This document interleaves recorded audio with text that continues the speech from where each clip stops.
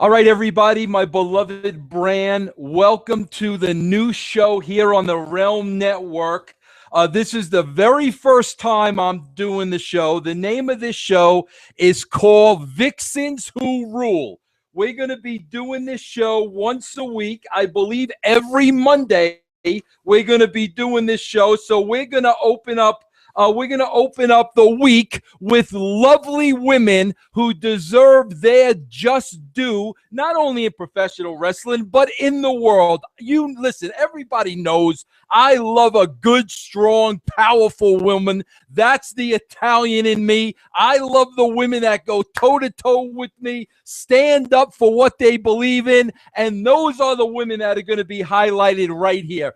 But this show right here today, it's going to be a little combination of two things that are really, on the top of my priority list. Number one is I love strong women. They've got to be heard. They have to have a voice. They're going to be heard right here every Monday night. But number two, listen, you've heard me talk about this numerous times, and it has to do with, the wrestling business.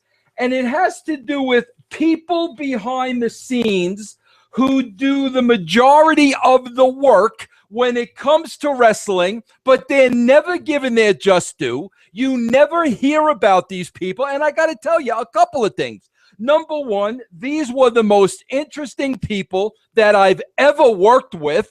And number two, these are the people that you want to hear from. These are the people that know that goes on behind the scenes. They know technically what it takes to put a wrestling show together. They produce the talent. They know the talent like the back of their hand. And I'm going to be honest with you, they know good sides of talent and they know bad sides of talent. But these are really the people in the trenches that never get put up on a pedestal. There's no senior live show producers in the WWE Hall of Fame. For crying out loud, guys working in the back at the WWE don't even get a stinking credit on the show. And that's wrong, and that's all going to change here with Vixens Who Rule, because my very first guest today is a dear, dear friend of mine.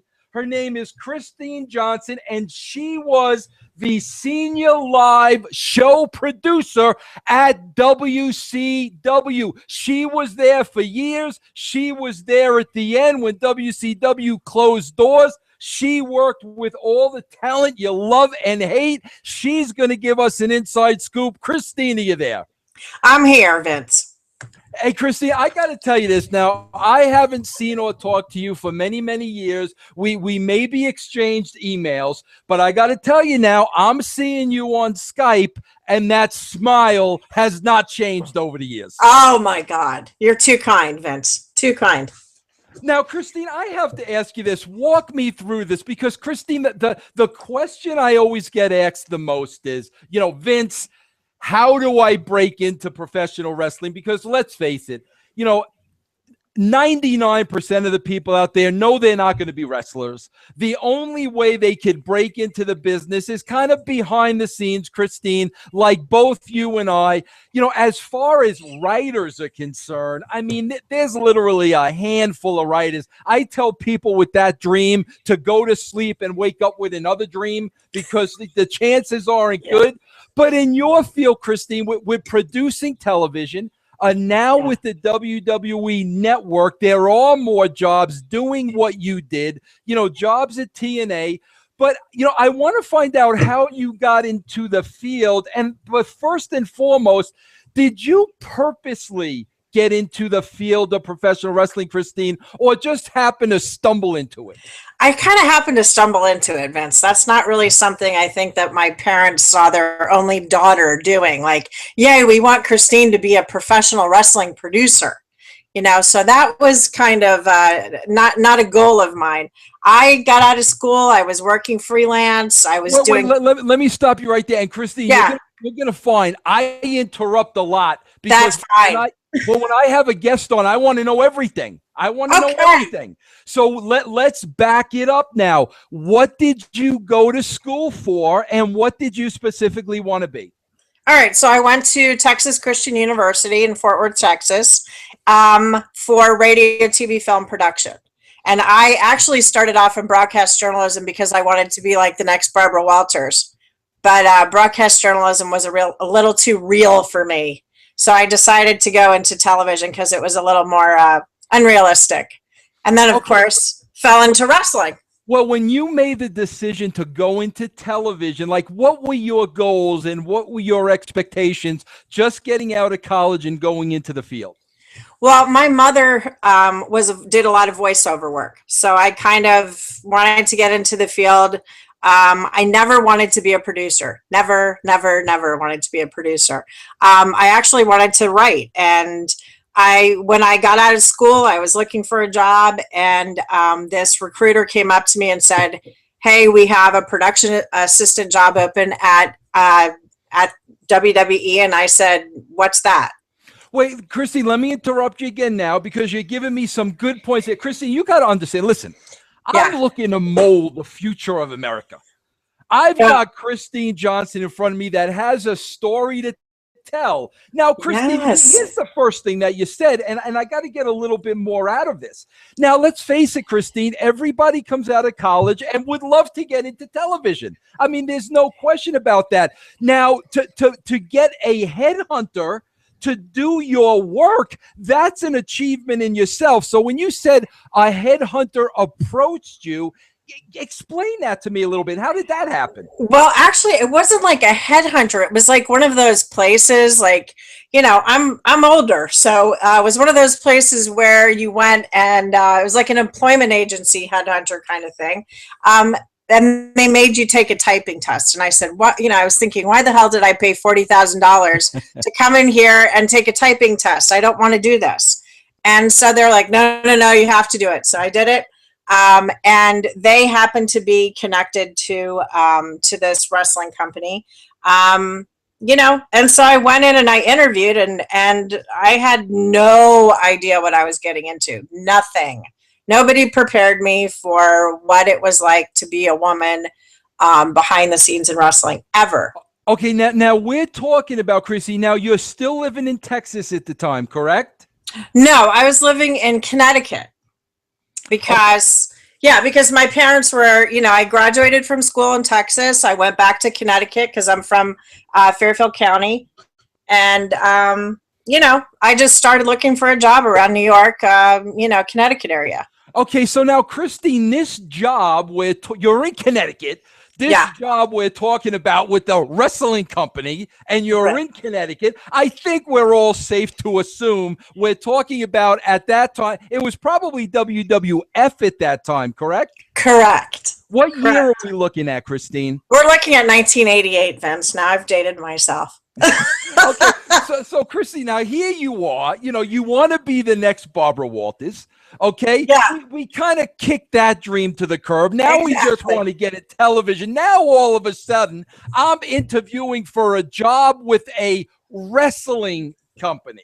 Exactly. Exactly. What's going through your mind at this point? I didn't know what the hell was going on. Honestly, I walked in the door. It was very daunting. You know, I had my I was like really young and naive. You know, you have to understand, like I'd come from a very sheltered existence. You know, I mean, I went to a Christian school in Texas, for God's sake.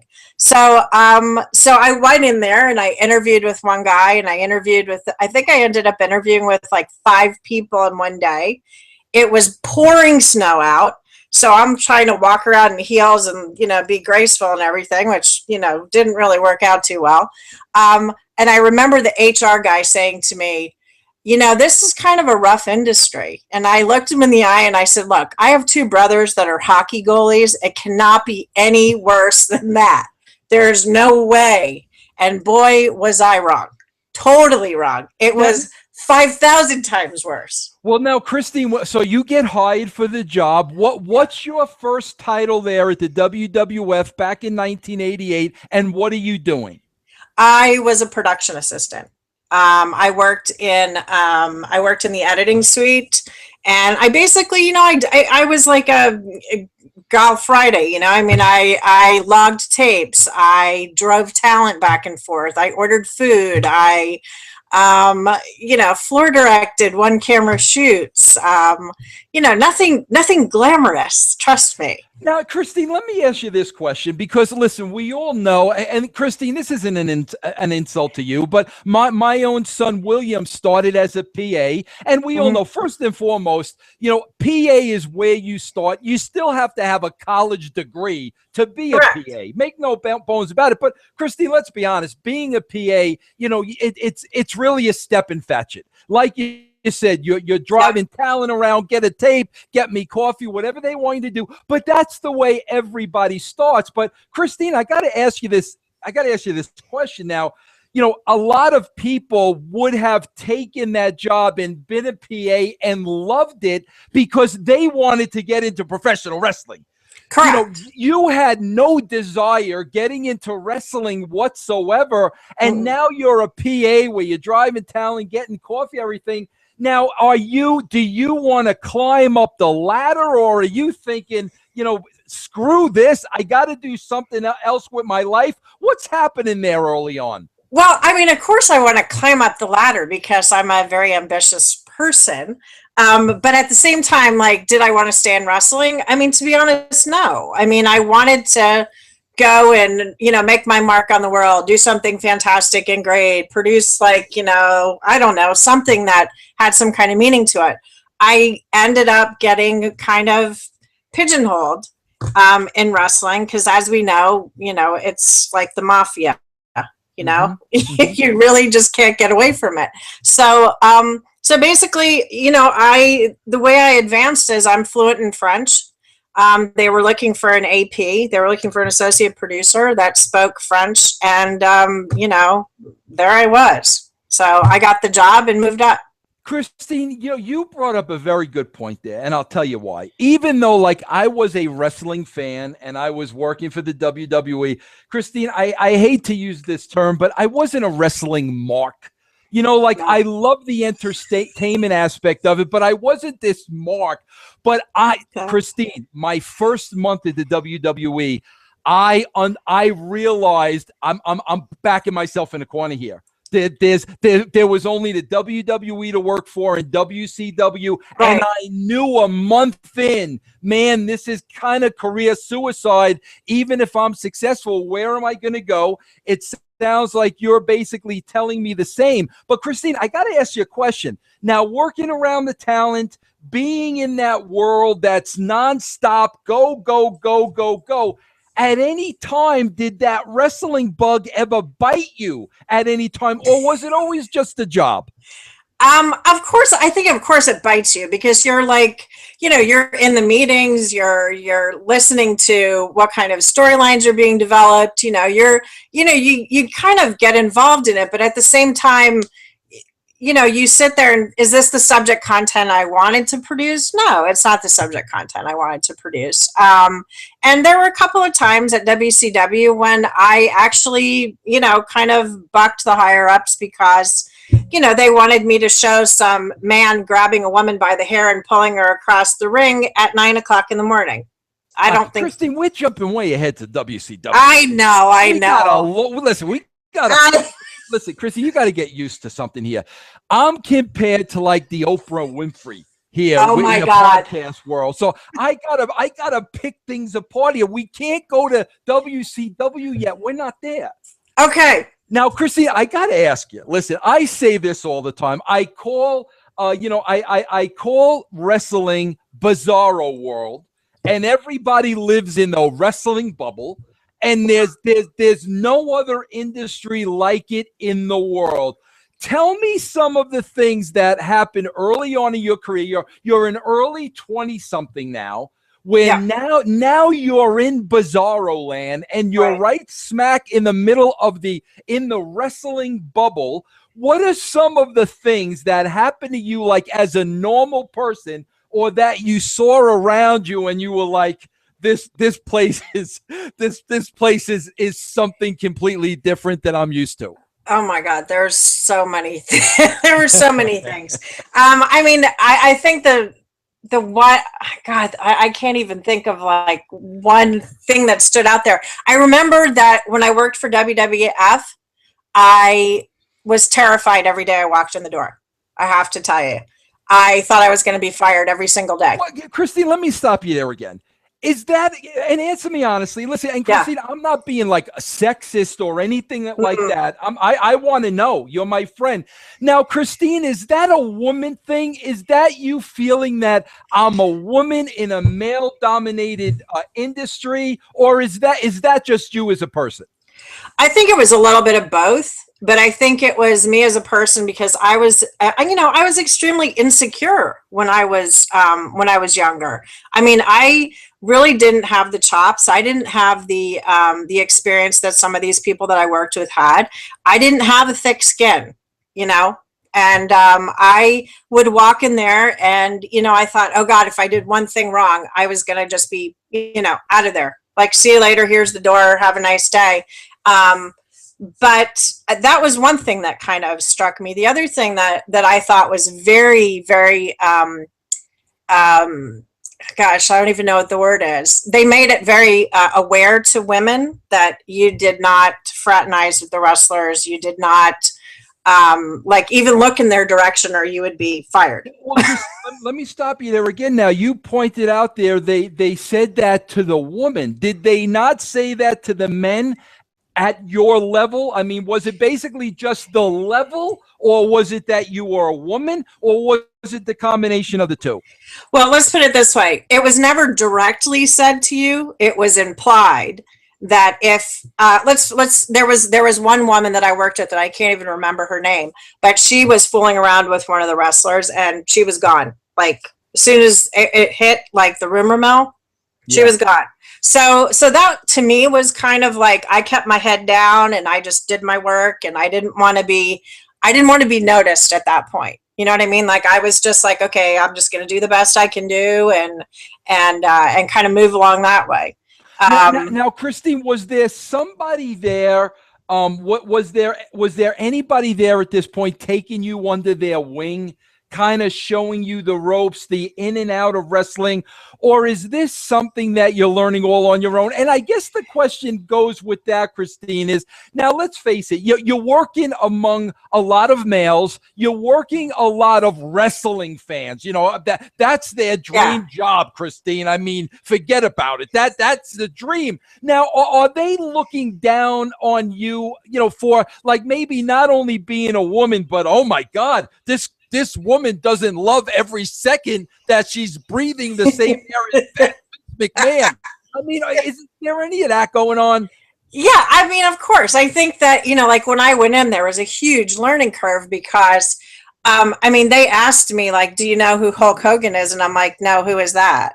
So, I mean, that was pretty bad. So I had to learn, like, who's the baby face and who's the heel. And I was like, what do you mean baby face and heel? What does that mean? And so, you have to like learn the lingo. And after you're learning the lingo, then you get to learn Carney, So you heard a lot of that being spoken. And I don't know. Hey, Christine, I got to ask you, as an intelligent woman coming out of, what was it now? Christian Baptist? What was it? Texas Christian, TCU, go Frogs. TCU, go Frogs, baby. Being an intelligent woman, I mean, Chrissy, let's be honest now. You're hearing about baby faces and heels, and the babe and the gimmick and the corny. I mean, at some point, you got to be thinking this is absolutely ridiculous. I think at one point you do, because I think you're like, oh, now I'm trilingual because now I speak corny as well, and not exactly again, like what your mom wants to see her nice sweet daughter doing, because I have to admit I was kind of a nice sweet girl until I got into this industry, and my parents, especially my mother, would definitely tell you that my personality totally changed once I entered this world. Well, now tell me about that. How did the personality change? Christine, I say all the time, and maybe it's similar here. Let's see. But like, I know that my outer shell had to become much harder. in order for me to survive. On the inside, I was the same guy, but I found early on it was such a backstabbing business that I had to harden the shell around me for protection. Is that what we're talking about here? Yeah, I mean, I think not so much when I was at WWE, because I was there for a short time, but much more when I was at WCW, because the culture in the two places were polar opposites. Let's not get there yet. I know. No.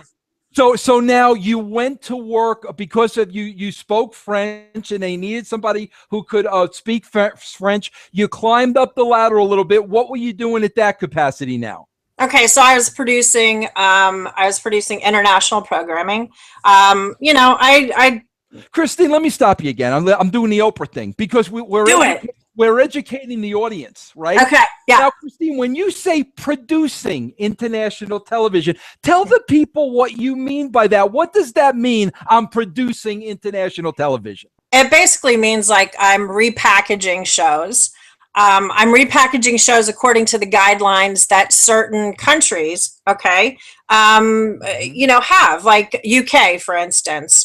They don't want to see anything going on outside the ring. They think it's too violent. They don't want to see people jumping outside the ring, being hit with a chair outside the ring, none of that.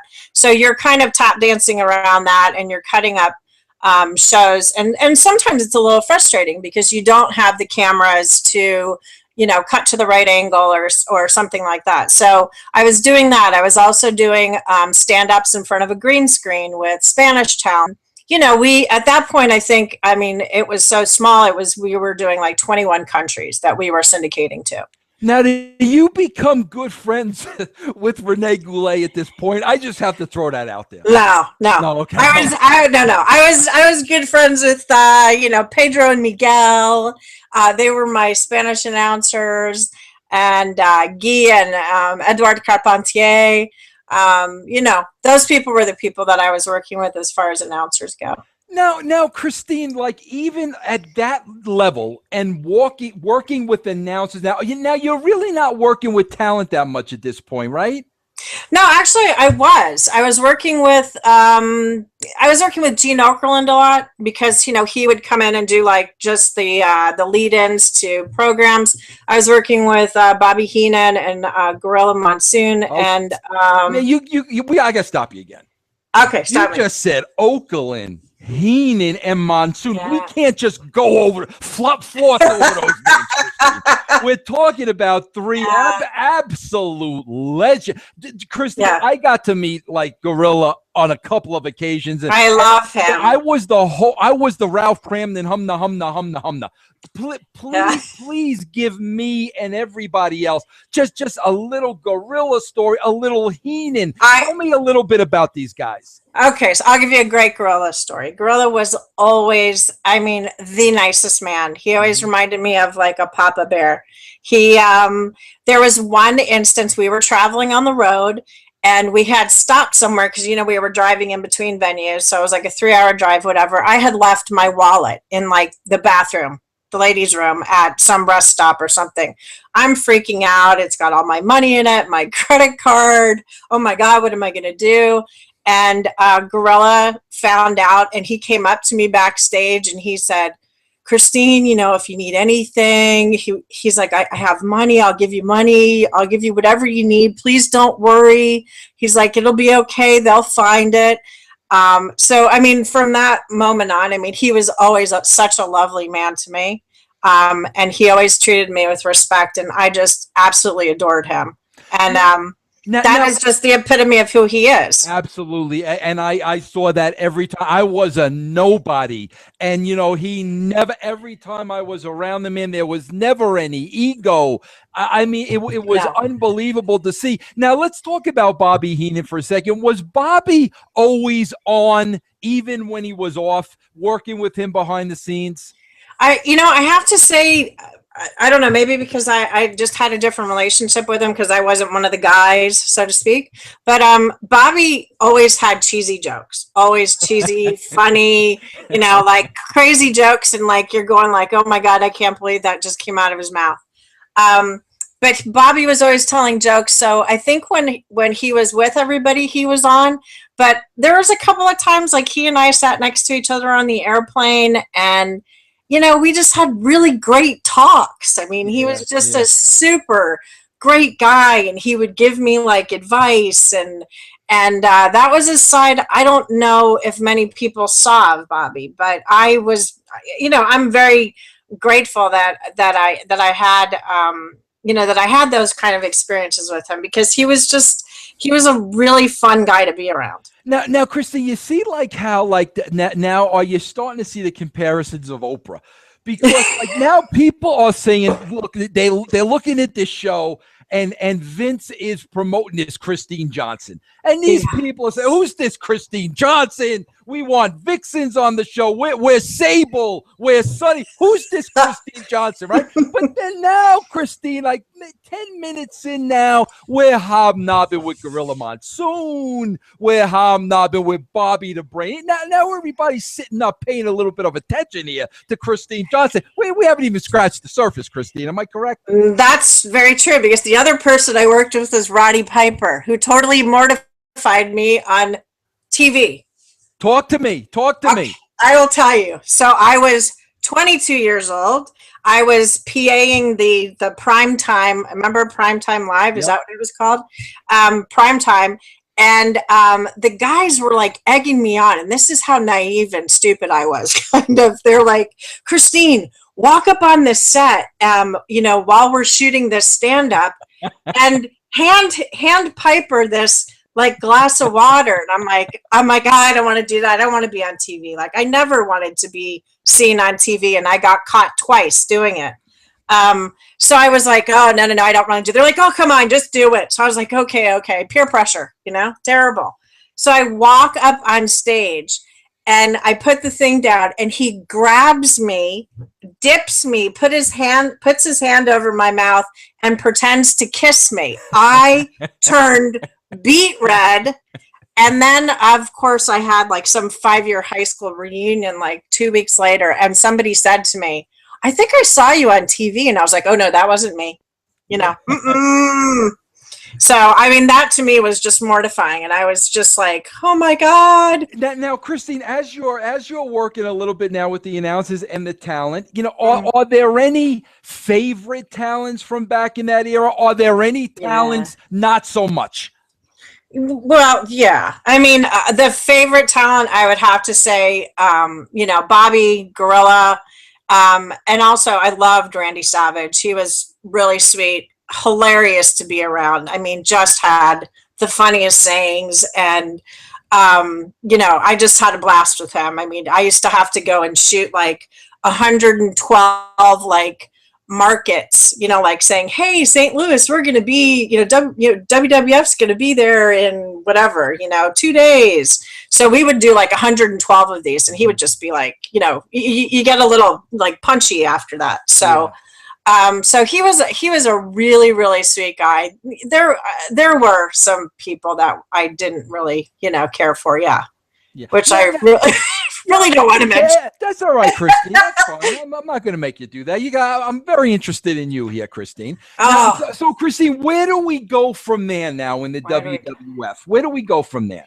Okay, so from the WWF, I quit.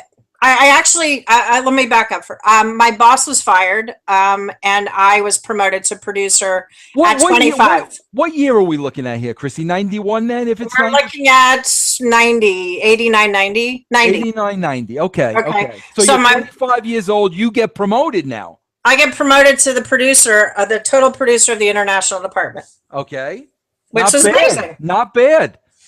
Amazing. Probably good coin with that, right, Christine? Yeah, absolutely. I mean, not great, but it was good. But it was good. You're single at the time, right? I am single. I'm like, I'm like, this is great. Okay. I've accomplished this at 25 years old. Woohoo for me, So I did that, and I just decided that I was kind of at a point in my life where I'm like, I don't really know if I want to continue to do this. And so I was like, you know what? I think I was looking to go get my master's degree, and I thought I'm just gonna quit. So I quit. That's it. You quit, huh? I quit. I quit after 4 years, 3.5 years. I quit. Okay, now hold on, Christy. Now you get the idea to go for your master's, and you quit the job. You must have something else in mind that you want to do. I did have something else in mind that I wanted to do. I wanted to write, and I thought, well, if I go back and get my master's, maybe I can do something with that. I wasn't a great writer then. I really just wasn't. I stunk. So I actually. Christine, where do you think the interest in writing came from? I've always written. I've always like journaled and stuff like that. So for me, it was just, I moved around a lot when I was younger. I lived overseas twice, and which is why I'm fluent in French. So I don't know. I was kind of a little bit of a lonely kid sometimes. Because we were living in different places, and you always had to make new friends and all that kind of stuff. So I mean, to tell you how much I moved, by the time I got to Connecticut, by the time my family got to Connecticut, I think we'd moved about 10 or 12 times. So wow. Yeah, and right now I'm on my 18th or 19th move. So just because I don't care, I pick up and move. I'll go anywhere. Yeah. Now, Christy, so do you get the master's? No, I actually didn't get the master's. I moved to Texas, to Austin. My family was there, and I thought, well, maybe I'll just kind of kick around, see if I can find some TV jobs here. I didn't find anything. I ended up calling a friend of mine at WCW and saying like, hey, look, are you guys looking for anybody? And they were actually looking for an international producer. They brought me down, they interviewed me, blah, blah, blah. 2 months later, I got the job. Because we all know they work really slow. Now, you were telling me a little story yesterday, and I'm trying to get everything in a proper timeline about the first visit to CNN. Yeah, well, Tell me about that. Well, after I got hired at CNN, I got down there literally with nothing. I think I had a bed. That was it, and a car. And my very Did first. You carry a bed with you down to CNN?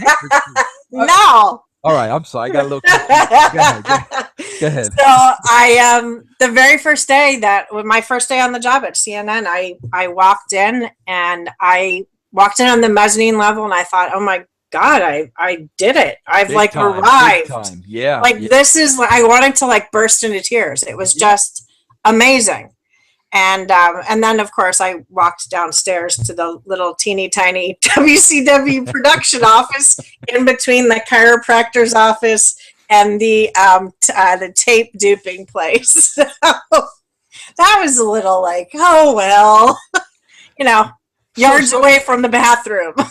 So now you start in the international department then at WCW. Yeah, I did. Now, Christina, I got to ask you something. Now we got to talk about this. Now you've been there and done that. Now you get the aspirations. I got to go get my master's. I want to write. I want to be a writer. Right. That doesn't pan out. Now you're back international, working with a different. How are you feeling at this point? I'm feeling, yay, I have a job. Okay. And I'm making some money. And I don't have to live under my parents' roof. That was a good thing. Now, were you able to parlay the experience at WWF into some good coin at WCW? Oh, I think so. I mean, I think that, they knew that I had experience at least, and they knew that I was, doing they knew that I was doing the programming there. And I believe I had worked with Tony Schiavone over at WWF. And so he was, he kind of was the one who got me, an interview. And then it was up to me after that. So I guess I did okay. And Tony's a great guy to have in you. Yeah. I love Tony to this day. One of the nicest guys. He had no business being in the wrestling business because he was that nice. Super nice, yeah. But okay, so Christine, what are some of the differences you're seeing off the bat between the two companies? And what year is this, Christine? This is 1991. Okay. What are some of the differences? Immediately, that's, oh my God, this is so much more different than WWF. Okay, immediately, 1991, I was the first woman hired in production ever. I'm not talking about secretaries. I'm not talking about The first woman producer. I was always the only woman in the truck. Now, how did that happen? I mean, how did you break the barrier? I have no idea. I get lucky, I guess. Maybe they saw you walking around with your bed at CNN, and they kind of felt bad. I don't know. Maybe, I don't know. Hey, Christine, that's kind of like historical. We're talking about a boys' club, professional wrestling. You were probably working with Keith Mitchell at the time, right? I was. He's as old school as you get. I love Keith Mitchell. Yes. But, I mean, he's the old guard. And now you break that barrier, and there's a woman working in the production truck. How is that? It was it was interesting.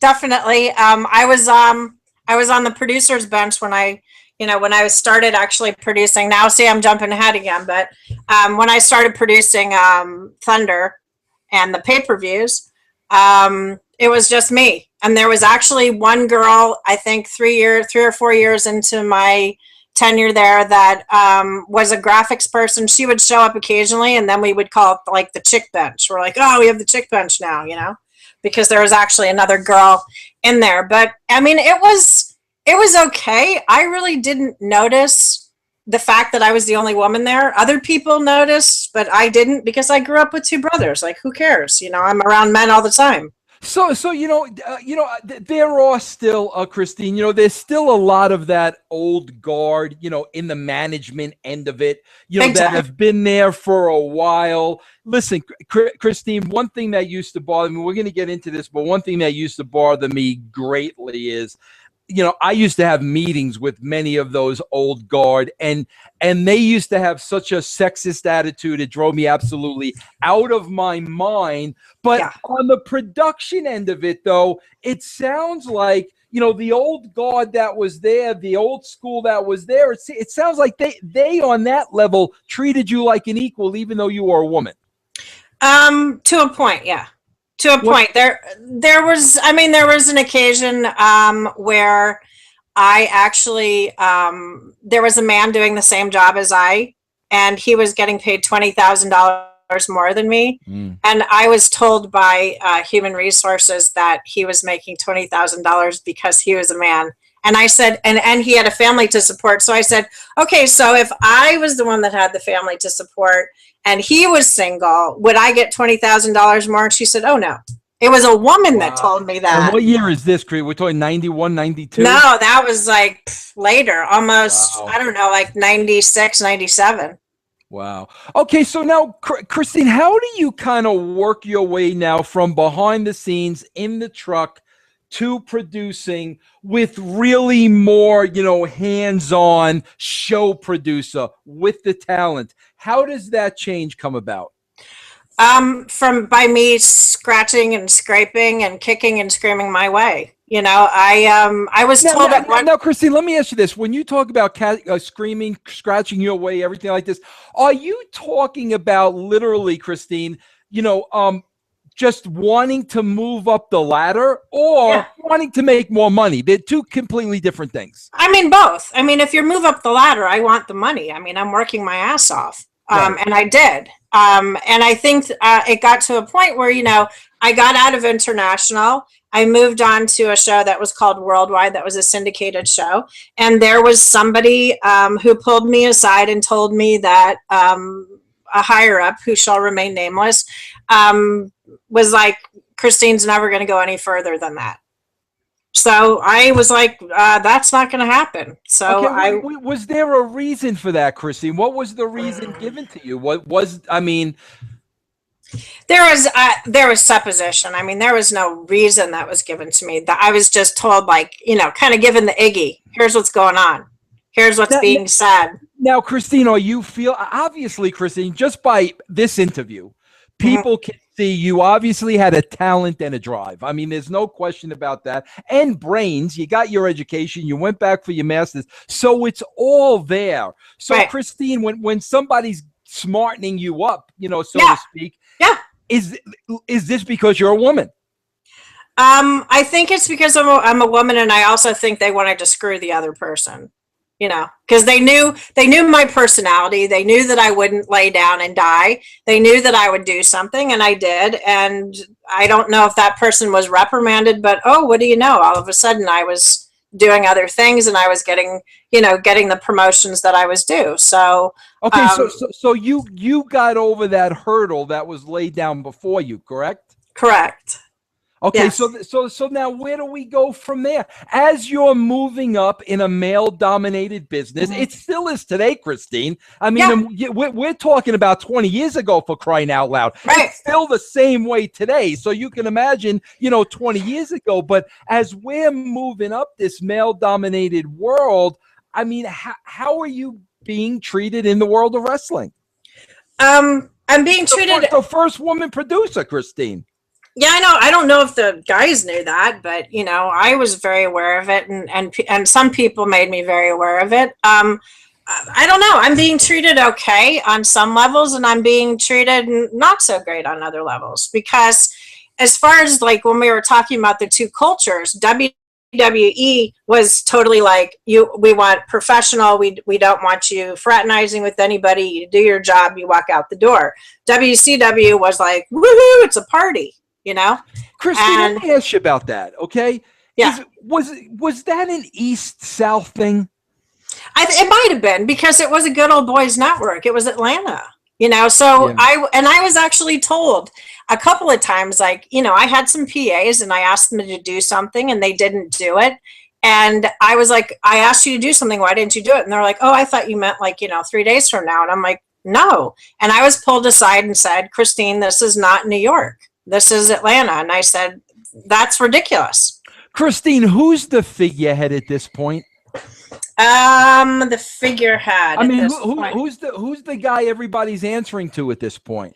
I think it was, well, I mean, as far as production, it was David Crockett, but David was always very nice to me and was very, gracious and took care of me and looked out for me. So I really can't remember at that point who it was above, because you have to remember, I didn't deal with the suits. So but Christine, was that part of the problem, that there wasn't a Vince McMahon walking around?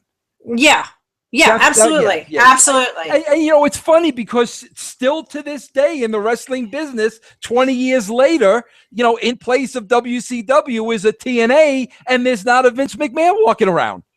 Yeah, I think, Vince McMahon walking around, that's what scares the crap out of you. And that's what keeps people on their toes and keeps people like moving forward. It seemed at WCW at times there was a lot of, sweeping under the rug kind of stuff going on. So, Christine, I got to ask you this now. We're going to get on a slippery slope here. Oh, gosh. Because I'm going to ask you some of this stuff based on my experience, Christine. Okay. Okay. Now, because I want to hear from a totally different perspective. Okay. Okay. Now, Christine, I think it's fair to say and I didn't know this until you smartened me up earlier in the week, you paved the way for other female producers to come and work in the wrestling business, which was pretty much more unheard of when you broke the barrier back in 1991. Now, Christine, a lot of those female producers, I had the privilege of working with. And yes. Christine, I got to tell you, the thing that used to drive me absolutely bonkers is I was a professional, Christine. And let's flip the switch here a little bit, okay? I was very, very careful about how I was around the female performers. And Christine, let's face it, there were times I had to go in their locker room. There were times when I saw them in different stages of dress. But I was treated them with the utmost respect, professional. They're actresses, they're special, always put them up on a pedestal. I mean, I was always that way going back to my 30s. Okay. Now, what used to happen is we used to bring in, girls that were your age when they got out of college, maybe 25 years old. They used to come in, as PAs and assistant producers. And, I'd go in the back, ready to shoot this shot, ready to shoot that shot. And there's this one sitting on this one's lap. There's this one giggling with this wrestler over in the corner. And I used to flip my lid. And I'll go on record saying this, Christine. I got some of those girls fired because there was sexual harassment lawsuits waiting to happen. But, Christine, every girl that came in, I saw them fall into that trap. And Christine, you and I know wrestlers are the master manipulators. They're working these young, innocent girls. These young, innocent girls think these guys are going to sweep them away and marry them, for crying out loud. It's sad. But I had some of these girls fired because I saw what was going on and I didn't like it. Now, Christine, you were in that position. And how did you come in at such a young age, educated, good looking? Christine, they're not seeing you here, but I'm going to tell them you blonde hair, you still have doe-like eyes. I'm looking at you. You still got big, beautiful doe-like eyes. Christine, how were you able to come along and not fall into that pit when I know they're all laying the charm on you? How were you able to not fall into that and know this is business, this is my job, and I'm going to be professional? Okay, well, I mean, I'll tell you, I did fall into that pit. Not in public, I would never go. Christine, let's talk about that. Listen, Christine, we don't have to talk about names because I'm not into that. I'm not into that. I'm into the culture. I'm into your life and what you went through. I love that kind of stuff. Mm-hmm. I got to ask you this, Christine, and I don't want to know who it is. That's not what this is about. No, I wouldn't tell you either. Right, good. But okay, Christine, the first time you were approached, or the first time something like this happens to you, right? Talk to me about that. I'm asking you this because I'm not a female. Right. I listen, Christine, I never had one of these knockouts or divas come up to me and make a move. I had Luna tackle me once. That happened, but none of them came up to me and said, "Hey, here's my room key, big fella." That never happened to me. Yeah. So, Christine, you're not expecting this. The first time it happens, no. It happens. No, I'm not expecting it. The first time it happens, I am so naive and like, oh my God, thinking, oh, this person really must like me. And that was wrong. Wait a minute. Wait, we got to back up, Christine. Yeah. I got to do the Oprah thing here. We're gonna leave names out of this. We can dream up names in our minds. I'm gonna say Dwayne Gill, for argument's sake. Give it to me, Christine. We're not mentioning the name. Give me the move. Because Christine, listen, here's the deal. The talent has to be careful about coming on to the production women, especially when you said that precedent is set. Don't cross the line. You can't date the talent. All that's laid out. The talent knows that. So the talent knows they're on a slippery slope. They don't want to lose their jobs. So how does this move go down? I mean, so the first time it happened, it never happened at WWE. Never. Okay. That never happened because that was a no-no. At WCW, hell yeah, it happened every 5 minutes. I mean, I was at the bar. Give me that first time, Christine. The first time I was at the bar. Okay, I went down to the bar. Everybody knows we all go down to the bar after the. Christine, I always say nothing good happens at the bar, Christine. Nothing good does happen at the bar, Vince. I'm telling you. Go ahead. So I go down and I'm kind of ushered down there by production staff. That they're kind of, oh, this is what we do, that kind of stuff.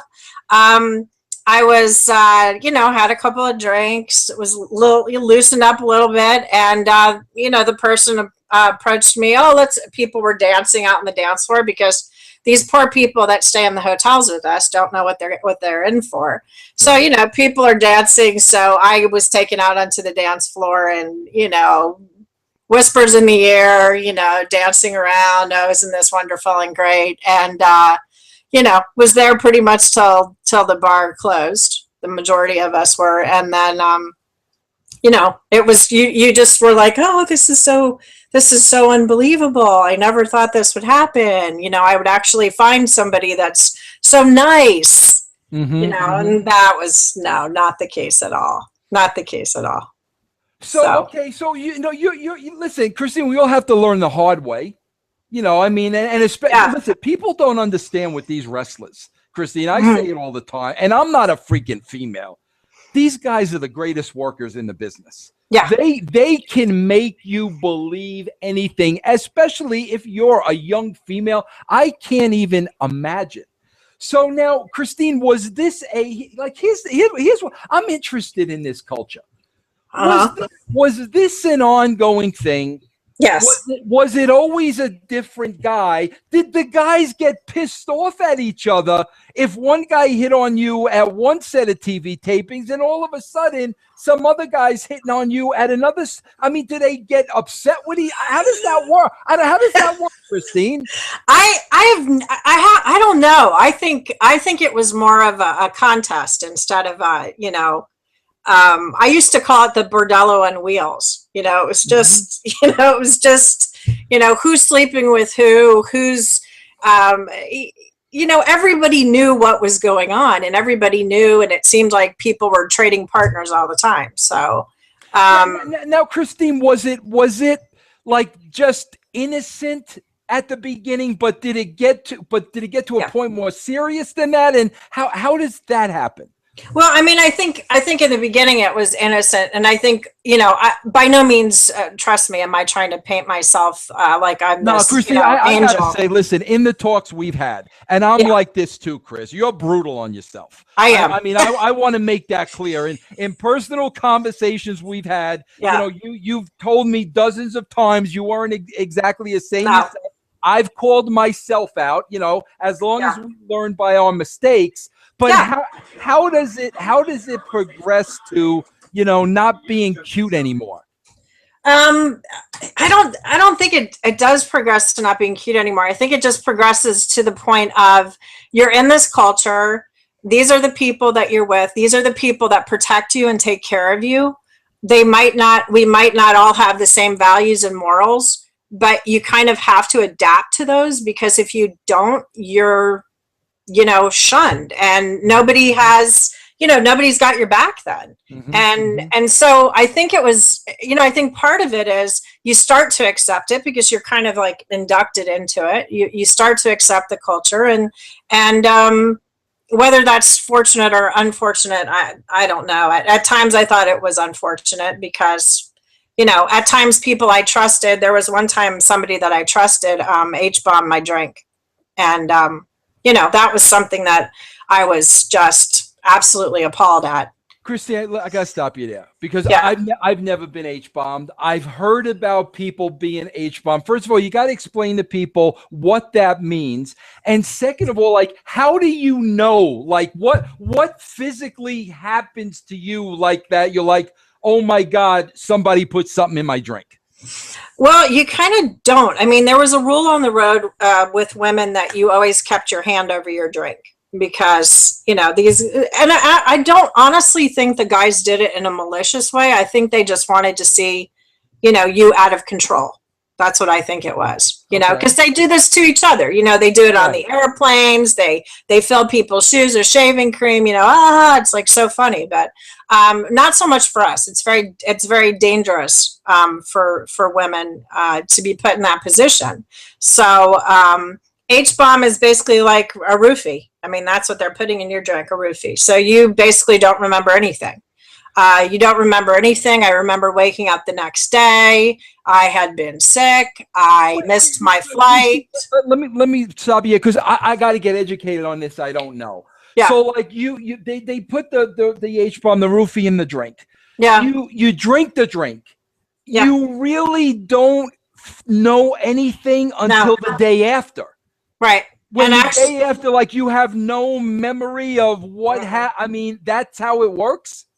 Yeah, I mean, basically, like, bits and pieces start to come back to you, And I think that, I mean, this is something I'm kind of surprised I'm telling you, but this is something that I've really Christine, never. I'm Oprah over here. I know. If you can't tell me, Christine, who can? Yeah, who can you tell? We're not mentioning names.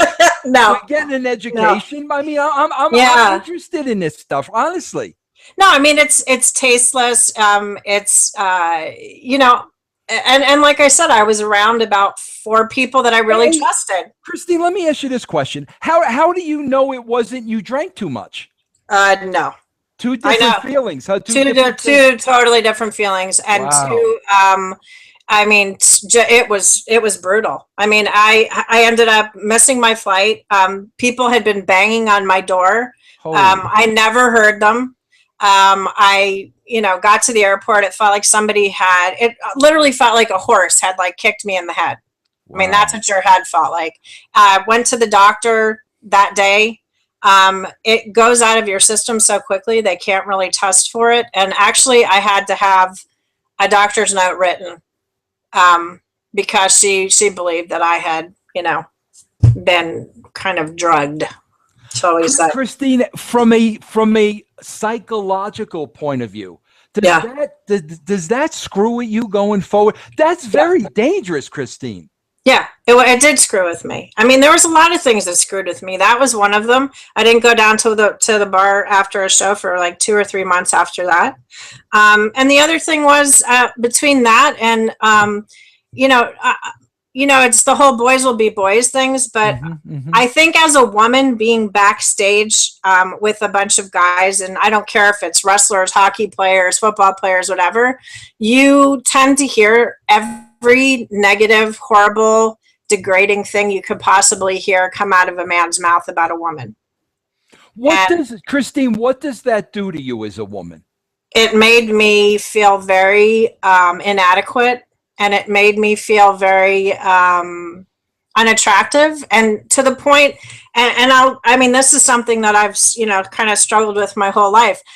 I had this feeling that maybe these guys would stop hitting on me if I gained weight. So I started gaining weight.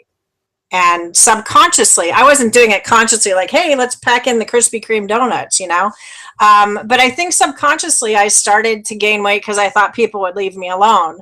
And they didn't. Christine, here's what really bothers me. You're in that kind of a position. And like, it just, and again, I know this having been back there, but there's no one to go to. There's nobody you can tell. And tell me why. Because it's going to hurt your future, because it's going to hurt your job, because they're not going to believe you, because it's your word against theirs. What is it that you have to take all this in and you can't go to the proper authority? Christine, we got to remember, this is the workplace. This is the workplace. If this is happening at IBM or T-Mobile or the Groger grocery store, somebody's head is going to roll. This is the workplace. So what was it that, listen, this is how I feel. They're breaking me down as a woman, physically. Why can't you go to somebody? I think for me, it was a sign of weakness. And I was out to prove something. I always, every time I was promoted, every time I was given a new job, I had to prove myself all over again to people, that I already knew. And I'm not saying everybody. There was just, a select few people. I've had, wrestlers call me a bitch to my face, and I would say thank you, because as far as I was concerned at that point, it was a compliment. Yes, thank you very much.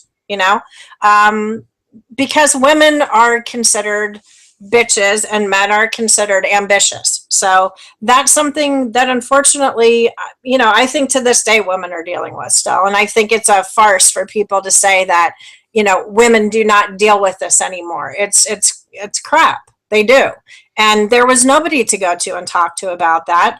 I had I don't know. I had an iron will, but it broke me down and broke me down and broke me down and broke me down constantly.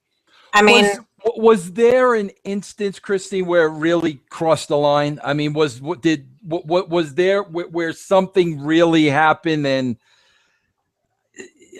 because it just seems like this isn't headed to a good place, especially there's nobody you can go to for help. No. The bomb's got to go off at some point, is what I'm getting at. Yeah, and the bomb didn't go off. It just kept going off. And is the only way I can explain it. I mean, I was,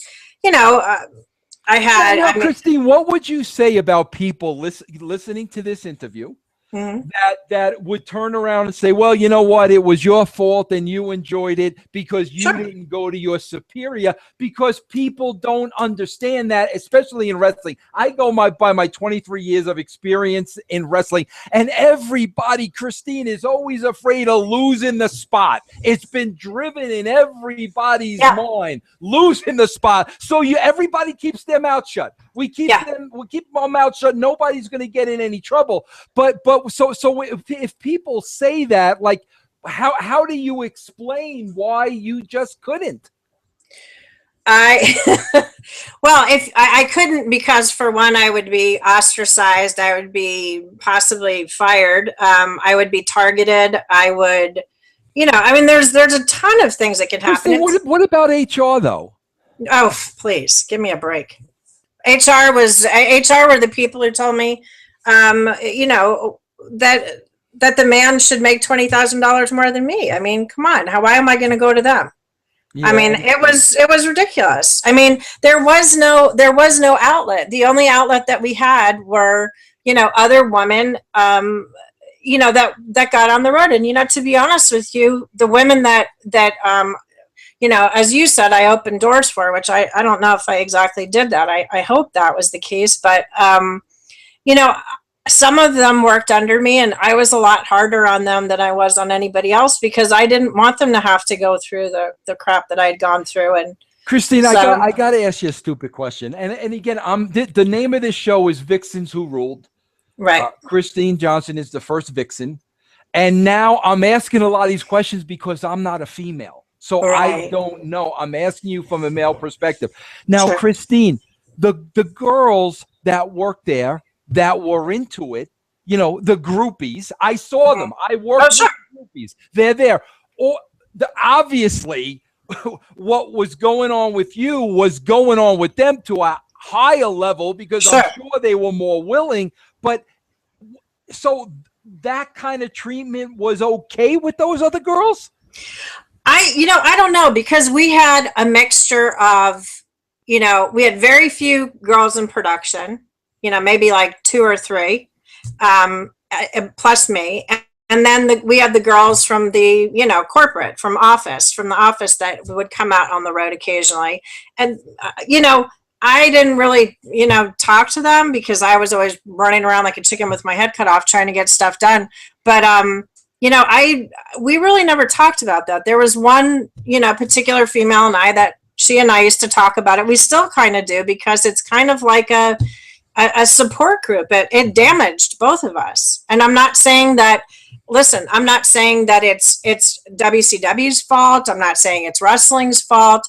I'm not saying, I'm not saying it's my fault. It's the subculture of the business. It is. It's a part. Look, you signed on for something. Okay. I signed on for something. You happen to be a male, so it's a little bit, you're accepted. I am, my nickname on the road was Princess. Because I was the only girl. And then to this day, if I go and, see people, they still call me that, or they still call me on the phone or refer to me as that. Hey, Christine, I got to ask you this question. Do you think, Christine, because I believe this. I believe this because, Christine, I've heard stories straight from the horse's mouth, and I would never repeat these stories. I didn't even have to be sworn to secrecy. I would never repeat the stories. But I've heard from horse's mouth. I know this stuff took place. The female wrestlers, the women wrestlers, do you think that a lot of times they were more or less in the same boat as you? Yeah. I would think if I'm a female wrestler, okay, Christine, this is a man talking now. I would think as a performer, there's more, there's more pressure put on me to peer pressure, if you know what I mean.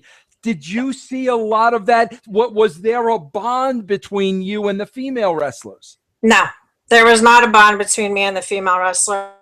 There were very. I actually I take that back. There was a couple that I was pretty good friends with.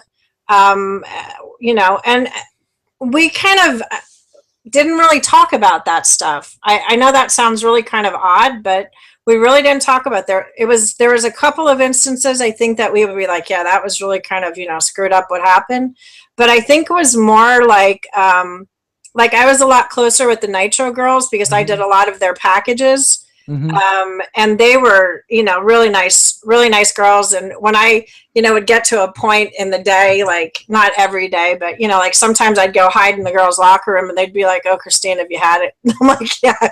I need to be around some women for a minute. So, but they were really kind of cool about that. And they were very, very sweet. But those, I have to tell you, there was probably maybe, I don't know, a handful of them that I would talk to, but it was very like, "Hey, how are you? What's going on? What time's your flight?" It wasn't, it was kind of a taboo subject, I hate to say. And you kind of didn't know who you could trust. Yeah. And it's still that way today, Christine. You know that hasn't changed. It's the subculture of the business.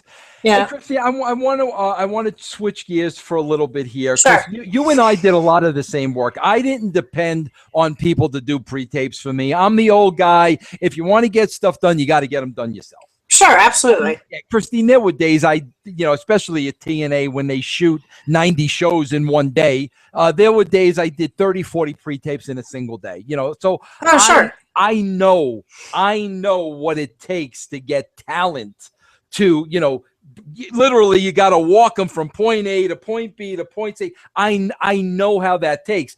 Do you think being a woman that it was easier for you to get talent to work for you in that capacity, or was it more difficult because they thought, you are a woman, we could get away with more, we could push you around a little bit? I don't think anybody ever thought they could push me around. Not you. No. I think you know that too. I definitely know that. Yeah, I think there were certain wrestlers that I had a lot better rapport with.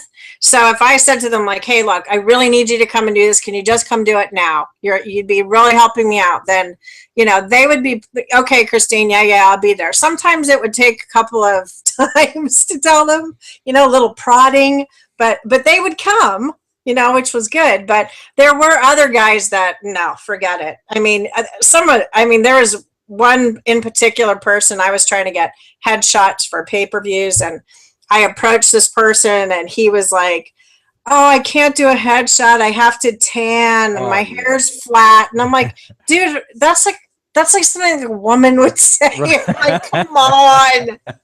I'm like, "Just put your clothes on. Let's go." Christine, I got to ask you this, and I am going to bring up a name here because I've told this story before. Okay. I've told this story before, and I've mentioned the name before. Okay. And it ain't a burying thing. It freaking happened. Okay. And I got to ask you this question because I have to understand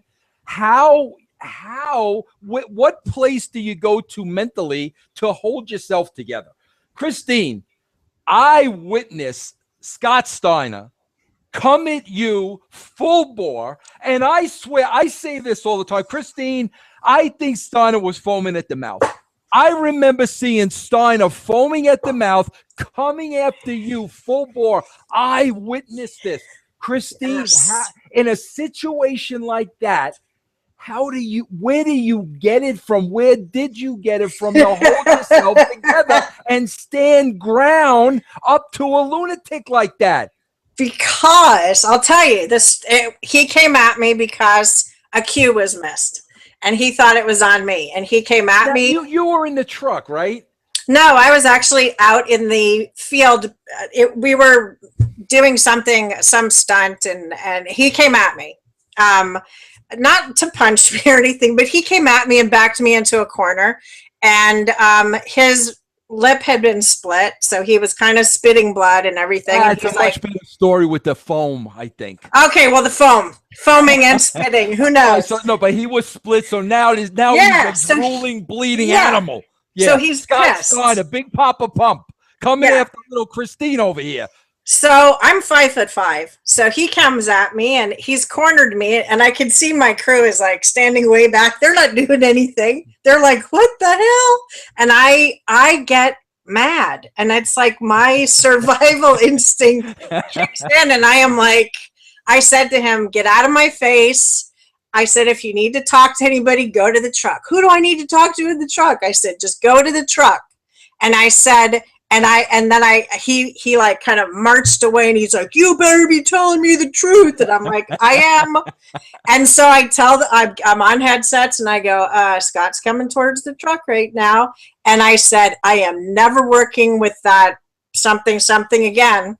And his two valets, one of them was Medeja, I remember her. So his two valets heard me say that, and I walked right past them. The next day, literally 24 white roses are given to me by Scott Steiner. Really? Yes. No, I never heard that part of the story. Look at that, Christine. Yeah. Holy, Christine, you know why I love that part of the story? Because here's my story. This is how I learned to work with Scott, and why, Christine, I love the man. I love Scott. I love Scott. And let me tell you why. This is what I learned with Scott, okay? Mm-hmm. I was in that same position, Christine, where he'd come with me, and I'm telling you, I don't care what anybody says. He foamed at the mouth when he was mad. I don't care what anybody says. Yeah, Christine, the same thing. And here's the thing. He'd go off on the smallest things that meant nothing. Yep. So, Christine, I learned to do this. I'd stand there, not say a word. Let him cut the freaking promo, right? Yep. Then when he was done, I'd like snicker, and I'd like say, "Are you done now?" And the minute I would say that, he would crack up and go hysterical. Yeah. So like that's when I knew it was the Scott Steiner persona that, you gotta buy into. I'm this tough guy, because the minute I said to him, "Are you done?" he would just start laughing. I never knew that story about that. Yeah, but it was funny because it goes on, because he gave me the 24 roses, and I was dating a guy at the time, and everybody's like, "Oh, your boyfriend sent you roses." I was like, "No." And then he followed me around all day going, "I'm so sorry, Christine. I'm so sorry." Great story, and Christine. David Crockett kept telling him, "I don't really think that's going to work with her." So that's a great story. I'm glad we got into the Scott Steiner story, because that's a great story. Hey, Christine, you know what the funny thing is? I've heard part 2 of that story, and his next stop was in the truck, Keith Mitchell. Yes. Now, Christine, explain to everybody, please, Keith Mitchell's personality, please. Oh, Keith is like the nicest guy in the world. He's got a really thick Southern accent. He's very laid back. He's very works really well under pressure. Never cracks. Yeah, Chrissy, and I call him Red River. Red River. He's got that big mustache, but the freaking nicest guy I think on the planet. And the greatest smile. Scott Steiner was the next stop. Yeah. And the story from Keith's end is Keith shut Scott Steiner right down. Oh, yeah. Scott literally left the truck with his tail between his legs. I wonder if Scott bought Keith roses the next day. I don't know. But as only Keith can do. Keith was the guy that could shut anybody down. He really was. And he was my boss for a long time, and he was a great boss to have. Super supportive, always looked out for me. He's a great guy. He really is. Now, Christine, I'm going to bring up something, but we're not going to comment on it really. But I want people to know how, it got a little bit more deeper, right? Yeah. I mean, there was instances where, we had little conversations. There were, maybe inappropriate. I hate to use the word groping. I don't know what other word to use. Grabbing, inappropriate grabbing. Stuff like that. You were on the opposite end of. Yeah. What wasn't handled probably the way it should have been handled. No. Christine, I got to ask you this. And listen, honest to God, this is why I love doing these shows. Nobody goes in these areas. I should be asking you, Christine. Christine, what was the best match you ever had? Christine, there's going to be girls listening to this show, okay, that may be in that situation. Sure. Okay. I got to ask you two things, Christine. Number one, looking back now, do you think there's anything you could have done differently? Do you ever second guess yourself? Maybe I should have handled it a different way. Maybe I should have did this. Maybe I should have did that. Number two, if there is that 25-year-old girl, right out of college now, right smack in this environment, and the rules are the same. I know the rules. Listen, I saw a lot of things at TNA I didn't like. You're right about the WWE. You don't screw with Vince McMahon. Period. End of story. He makes the rules. You break the rules, you're gone. But anywhere else, it doesn't work that way. No. You know what I'm saying? Right. So. Number one, looking back now, would you have handled yourself? Anything you could have done? Number two, a girl in your spot. What would you tell that girl right now? Well, it's kind of funny that you asked that, because I'm a professor now. I did go back and get my master's finally, and I did find. What are you teaching, by the way, Christine? I'm teaching TV production. Surprise! That's great, though, Christine. Yeah. I mean, you got these real life experience, and you're teaching these kids. That's phenomenal. Sure. I think, and I do talk to, we do have a class at the university that I work at that, is kind of a prep class that kind of tells people, like, here's how to do a resume, blah, blah, blah. Nobody kind of addressed sexual harassment. And when I used to teach it, I did. And here's what I tell people. Learn from my mistakes. Okay. Don't go down to the bar and drink your ass off and, and think everything's going to be fine. It's not. Don't go to work, in inappropriate attire. And I hate to say this because it's such a double standard, because we would never tell a man this. But, I think with women have to be very careful. And Christine, can I stop you there as a man? Sure. This is the Vixen show, right? Yeah. What would inappropriate attire be for a man? Like a tight shirt? What is inappropriate? Like we clearly know what inappropriate dress is for a woman. We clearly know that. What is inappropriate dress for a man?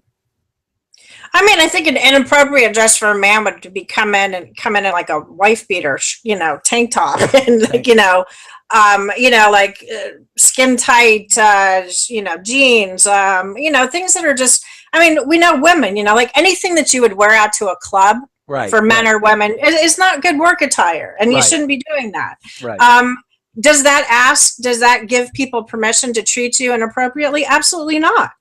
That's wrong in any sense of the word. But I think that would I have done anything different?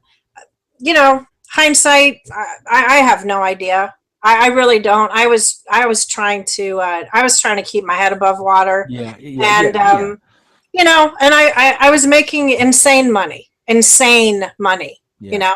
The more it's like being an abused wife. The more they did, the more money they threw at me, the more I was like, okay, I kept coming back for more, and that's my fault. Christine, is this true? Because it certainly holds water with me. I want to see if you learn the same life lesson. Is it true, Christine, that just like the older and older and older and wiser you become, the less and less and less important the money is? Yes, because I'm making, $100,000 less. Why do you think that is? I think it's the quality of life. I think it's a better, you want a better quality of life. So I think that, the money was great, but you can't curl up next to a pile of money at night. That's not what keeps you warm. And I think, that caused, being in that industry, and I don't think it was just the wrestling. I think it was just being in that industry, period. And I traveled for 14 years, every single week. For 3 or 4 days. It wreaked havoc on my personal life. So any woman out there listening, if you want to get married and have kids, don't do this. Just don't. Now, Christine, let me ask you this question again. Now, okay, you've never been married. No. Did that have a lot to do with it, Christine? Was it that you were so used to being by yourself and being on the road and always traveling, and it was difficult to get into a relationship that it just wasn't a priority with you later on in life? No. I still want to get married. I mean, What's the problem, Christine? The problem is, looking at you. You're still a beautiful young woman, Christine. You got to forget about your personality on a scale of 1 to 10. You're a 12. What's the problem, Christine? Christine, are you looking for love in all the wrong places? I am always looking for love in all the wrong places. Maybe you're too picky, Christine. No, I don't think I am too picky. You know what I think is? I think I don't trust men. So, then does that have a bearing on it? Yes, it does. Worked with. Yes, it does. Very much so. Do you go to counseling? Did I? Yes, I did. And what? I mean, I went to, honestly, I had, because of the world we were in, okay, I sought out a therapist because I like to call them my emotional garbage can. Because I would just go and I needed somebody that wasn't connected to anything I did. And I would just go and blah, and then I was done. Did it help me? No, because I had this constant reinforcement of, women are bimbos, they have to have big boobs, they have to be a size 0. It was the constant negative reinforcement. Christine, can I ask you a question? I'm glad you brought that up, because let me tell you, I always run into this problem, Christine. Yes. I swear to you, and I never know what the line is, because I'm not a woman, and that's why I'm glad this show is about women. I'm gonna learn about women. Go for it. To go to the next step. Okay. Christine, I gotta ask you this question. You gotta help me with this, okay? I'm 54 years old. I've been married for 31 years. Yeah. Never cheated on my wife. Never went to the bar after any wrestling show. Always went straight up to my room, Christine, every single night. Was never attracted to another woman, and I worked around some beautiful woman, because I always felt that my wife is home raising my kids. The most disrespectful thing in the world I could ever do is be out on the road and even look at another woman. I might as well spit in her face. So I never went down that road. Okay. Now, with all that being said, Christine, a lot of the women I work with, literally, Christine, I swear to you, I looked at them as they were my daughter. There was never an attraction. But Christine, like a lot of these girls, and I even had an instant today, a lot of these girls were beautiful women. Right? So me knowing, listen, they know me. They know I'm not hitting on them. I'm not that guy. They're so safe around me. I always went out of my way to put women over for being beautiful. Literally telling them you're beautiful, you're stunning, because I was always in the school of thought that women like to hear that they're beautiful. Of course. Me knowing, listen, I'm not attracted to you. I'm happily married, but I tell you you're beautiful because I was taught that women like to hear that. Yeah. Now I hear when I say a woman is beautiful, or when I put a woman up on a pedestal as being stunning and beautiful and this and that, I'm looking at that woman as an object, as nothing but an object. And part of me is, because how I look at it, Christine, I look at a beautiful woman, Christine, somebody like you, honestly, I think that's a gift from God. I think God created beautiful women for men to appreciate. But now we're in this day and age where, do I have to be afraid to tell a woman she's beautiful? I don't think so, because, I think there's two schools of thought. I appreciate a man saying, like, when I go out on a date with him, like, oh, you look really pretty tonight. Everybody wants to hear that. I mean, that's what you get all dressed up for, right? Otherwise, I'd be wearing my t-shirt and a pair of sweatpants, So I think the school of thought is that that's okay. But then you also have women that are like, don't open the door for me. I can do it myself. Don't help me out of the car. Don't do this. And quite frankly, I was raised, I was born in Brooklyn, New York. So, I mean, Chrissy, so was I, Brooklyn. Yep. Bay Ridge, I was. Yeah. So I kind of come from the school of thought that it's okay to be a strong woman, but it's also okay to ask for help. And that's, I think, something that people, especially women, they forget that it's okay to be, to let somebody help you, to let a man help you, or to let a man compliment you and not be like, well, why would you say that? I think a man who says that is very strong in who he is. And I think women who accept those compliments are very strong and self-centered in who they are. So for me, I think that's a wonderful thing to do, and it's a wonderful thing to hear. Christy, I gotta dive, and I know I'm taking a lot of your time, but I'm very intrigued by this. Very intrigued by this. I gotta dive into the little personal issue here now. Sure. You just mentioned dating. Yeah. Do you date a lot, Christine? I do. Christine, I got to ask you this now. Smarten up the male audience, Christine. You're a catch, Christine. Oh, God. Listen, no, stop. You got the brains. You got the intelligence. You're a career woman. You're beautiful. Never been married. No kids. No baggage. You're the prize. You're the prize, Christine. Christine, where do these guys drop the ball with you? When you go out on these dates, at what point do they fumble the ball? What is it, Christine? Smarten up my male audience.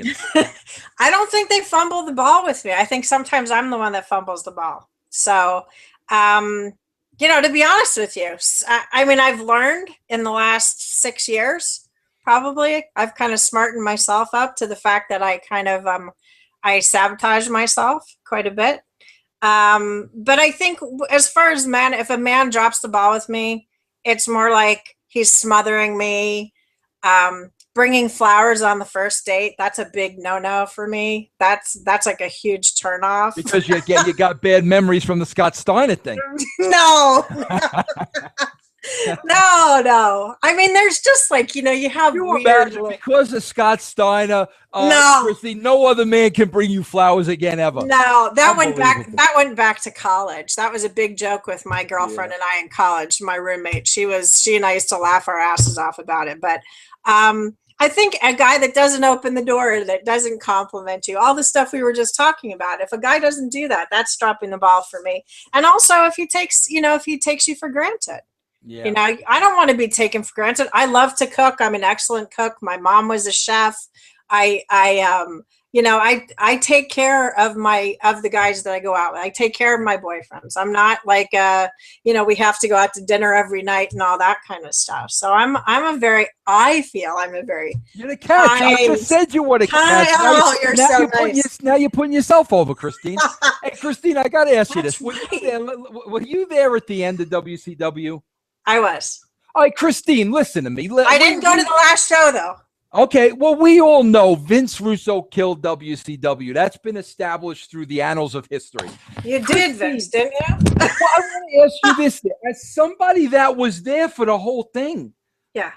What did you see gradually start to happen? What was the breakdown from the flourishing of the NWO till all of a sudden we're going to sell this company to Vince McMahon for pennies on the dime? During that period of time, what did you see and experience? Gosh, Christy, I don't think anybody can tell the story better than you. You were working behind the scenes, very objective. Nothing for you to gain, just kind of watching this thing unfold. What happened? I think what happened was, well, first of all, our booking committee started getting really kind of crazy. And we started having some storylines that I think were just not working. They were kind of getting a little old school. There was a lot of money being spent that from what I understand, we didn't have. And that was quite, that was quite detrimental. We weren't selling out venues. We were playing like really kind of crappy places. I mean, and bringing down the lights like really low because we couldn't even fill those places. And I think that the talent started getting very, they started getting really kind of frustrated, especially the mid-level guys, because they weren't being used properly, I don't think. They weren't being pushed to their potential, and they knew it. And I know that everybody was traveling a lot, and we actually, AOL bought us. So that was the second buyout I had gone through with Turner. So AOL bought us out, and they decided, hey, we don't want, from what I didn't hear this from AOL's mouth, but from what I heard, AOL did not want that type of programming on their station, even though we were the highest rated on TNT and TBS. Put on the chopping block. And we were told that when the entire company was in Australia.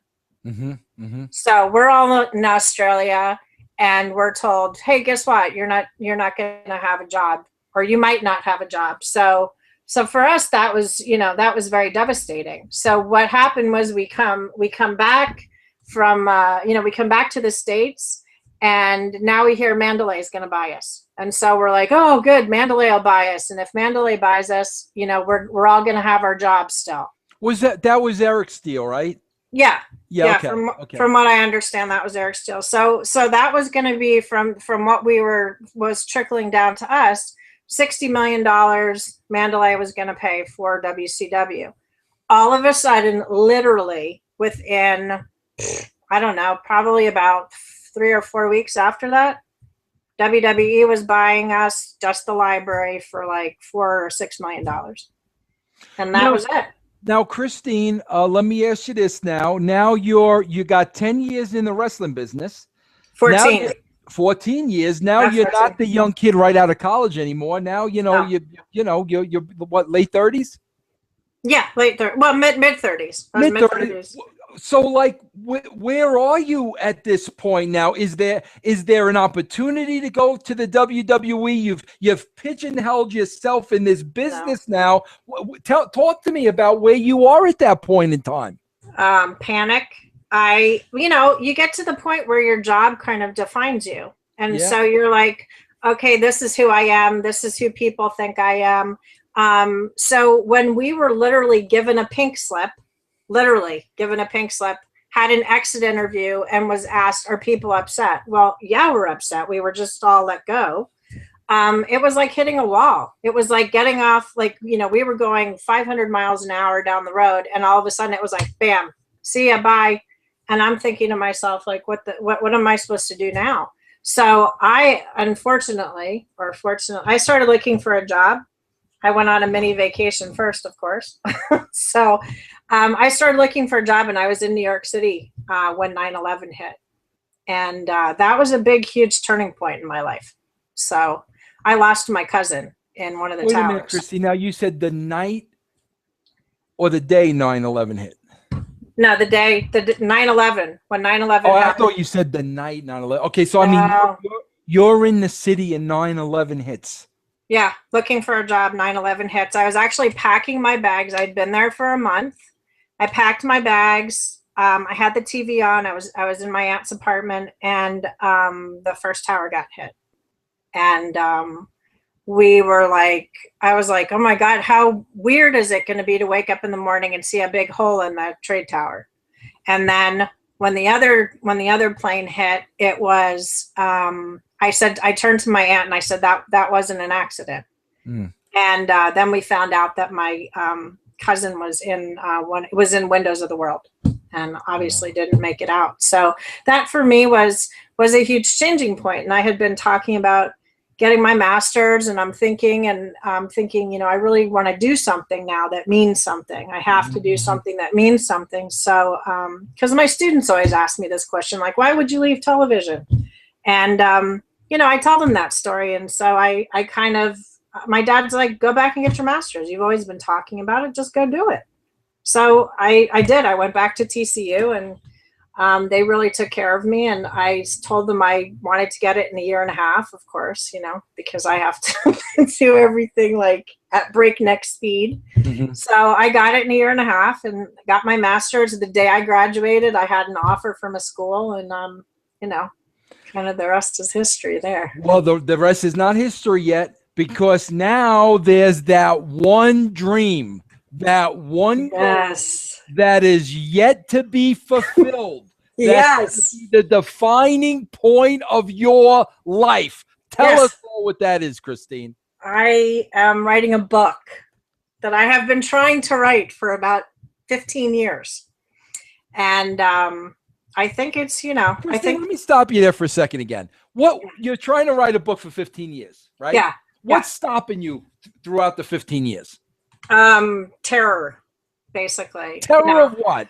Terror of exposing myself, terror of people knowing who I really am. Well, you just killed all that with this interview, Christine. So now we can go on with the free will to talk about whatever we wanted, right? That's right. That's right. Well, okay, but so 15 years you've been struggling with this for all those reasons, and I can understand. But now why I'm doing it. I'm doing it. I have somebody who's pushing me to do it. So, and that would be you, Vince. Oh, no, Christine, listen, Christine, you got a brilliant story to tell. Yeah. You're a great writer. You've shown me some of these pages. You're a great writer. You got a great story to tell. It's so unique. You got to write this book, Christine. I am writing it. I'm telling you, I'm writing it. I've been working. I worked on it sometime last night, and I've been kind of pushing myself to, to go and do some every day. And it's just something that I feel it's time for me to kind of let it go. And I have to. It's really important for me. And I've said to my mom and dad forever. And, I lost my dad like 5 years ago. So, I always say to my mom, I really want to do this, but I think I was always afraid of like what was going to happen, if I wrote this. I mean, obviously I'm not naming names in this. I mean, that's not what it's about. It's about kind of, survival and learning and, being yourself and kind of, finally being able to kind of live out loud, and not hide some of this, stuff that we've talked about, the sexual harassment and the, breaking into the industry as a woman. I mean, all that kind of stuff is, is things that need to come out. Christine, I got to tell you something, and you're going to realize this too, and this is why I'm pushing you, Christine. Listen, I was in the wrestling business for a long time. I made a lot of money in the wrestling business. My dream and my goal was to get my own book published. I got with a very small publisher out of Canada. So like they really didn't market the book the right way and this and that. Christine, I could have cared less if it would have sold 10 copies. Yeah. My greatest achievement in my entire career was writing that book and having a book that I could hand down to my children, hand down to my family. If that book helps one person, it was the crowning achievement in my life. And I'm telling you, when you reach that goal and it's done and your publisher sends you the book and you have it in your hand, it's going to be the greatest feeling you've ever experienced in your life. Yeah. And that's just actually, remember, I get 10% of royalties on everything. That is the one thing I've been waiting for my entire life, is just to see a book with my name on it in the window of a bookstore. And it's absolutely going to happen. Yes, it's absolutely going to happen because I am going to do it. Yeah, and maybe after the book is published, Scott Steiner will send you roses. Maybe, yeah. He's going to hate that story came out, that he was bleeding and yelling at Christine, and the next thing, he hates when the soft stuff gets out. Like Christine, I used to see him at TNA, right? Like when nobody's looking, when nobody's around, when he had his two boys at that time. Yeah. He's wrestling around with them in the ring like a big bear, like a pussycat. He used to hate when I used to see him with his kids in the ring, but that's the Scott Steiner I know. But listen, Christine, you set the pace now for Vixens Who Rule the World, Christine. I am so glad. Story. Yeah, no, listen, you had a great story to tell. I knew it. I'm glad you came on the show. Now we got to have you on again when the book gets published. Absolutely. Absolutely. Yeah, now we got to. Yeah, we got to show that book. We got to talk about the book, and that's right around the corner. And you will be the first person I talk to about it, Vince. And Christine, listen, I don't only want to thank you for joining me here today, but I want to thank you for opening up the doors for females working behind the scenes in the wrestling business, because you did. Listen, I just saw Medusa get put in the WWE Hall of Fame, and she was really one of the women. After her came all the divas, so she was really there. Between Fabulous Moolah and the Attitude Era, Sable and Sunny and stuff, Medusa held the gap by herself. Without her, I don't think that ever would have happened. But I think you did the same thing for female behind the scenes in professional wrestling. Now I think it's about time everybody knows that name. So for them, I'm thanking you for giving them the opportunity. Well, thank you very much. That's very kind of you to say. And I thank you today. Listen, I know we had some technical difficulties at the beginning. You were patient, and I held you on for 2 hours. I made fun of you carrying around your bed for the job interview. So we went through the whole gamut here, Christine, but you've been a great support, and I loved interviewing you, and I want to thank you. Oh, thank you so much, Vince, for having me on. I really appreciate it. It was an honor. I don't go anywhere yet because I'm going to sign off, and then I want to talk to you for 1 second. But, for everybody, listen, this is the first show on the New Realm Network. Vixens Who Ruled. You got to meet the lovely Christine Johnson. I'll be back here tomorrow with my Shoot to Thrill shoot video interview. I have a special guest tomorrow. I can't let it out of the bag because I'm afraid if I do, he's going to back out because it's that big. He hasn't been on a show in a long time, so I got to keep my fat trap shut. But let's hope that happens. But until then, I'll catch everybody on the rebound. Thank you, everybody, for joining us. Thank Christine Johnson. We all look forward to a book. Good night, everybody.